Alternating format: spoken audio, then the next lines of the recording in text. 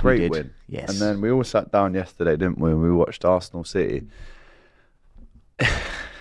Boring, and I know we're going to speak about it so much more on DR, so I kind of want to save my cooking until then. But, you know, like, if I was an Arsenal fan, I'd want him out now. So I'd be like, to play 7 defensive players at home against a team that you're trying to finish above of, by the way. 70 mil on one of the best playmakers in the league. And then you're equalising and you bring on more defenders. I mean, I can understand the frustration that Arsenal fans have with Arteta.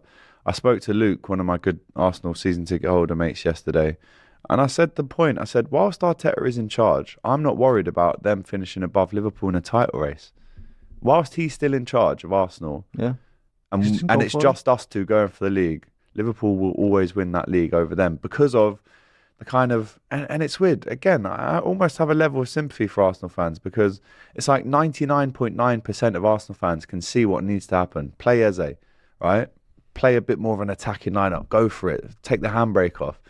But Arteta seems to not see it, and that's very frustrating. And actually, he got away with it yesterday. If they lost that game, oh my word, the meltdown this morning would have been sensational.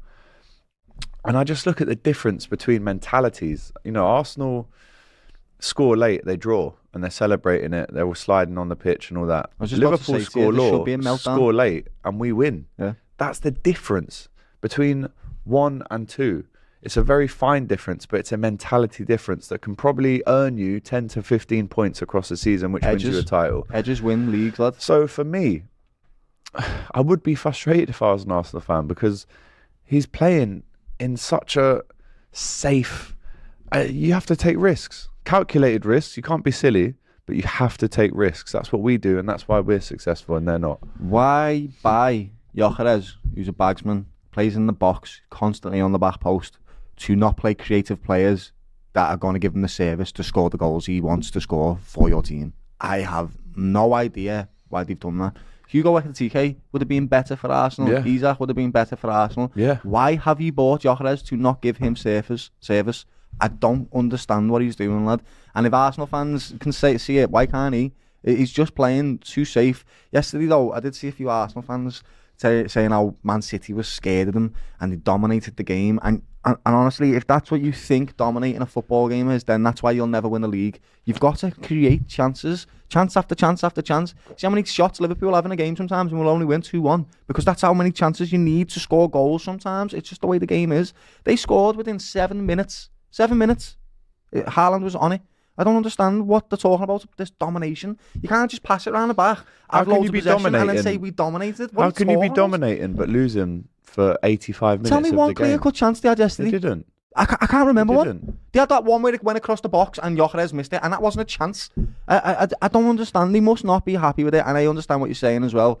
Because Liverpool have been there where we were close to winning all the time. We kept bloody coming second, and it was painful. But then we changed it up. We got a new manager in, Jurgen Klopp, who said, right, we're going at this. We're going to attack. I'm going to buy the players need. And that's how we ended up doing it. I don't think Arteta is the man that can get them across the line. But I also agree with Arsenal fans who say, who is the man that's going to get them across the line? I don't know.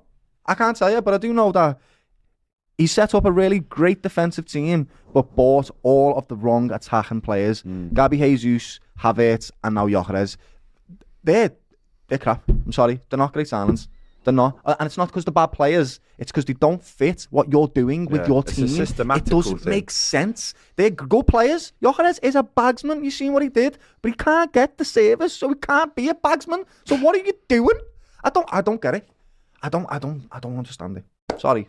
I'm not liking slandering. To say they dominated the game that they were losing for 85 minutes is wild. It's wild. And obviously I've put a tweet out last night saying when Martinelli scored, what a goal, by the way. And there you go. Eze's on the pitch. Little clip over the top. Very high line from City at that point.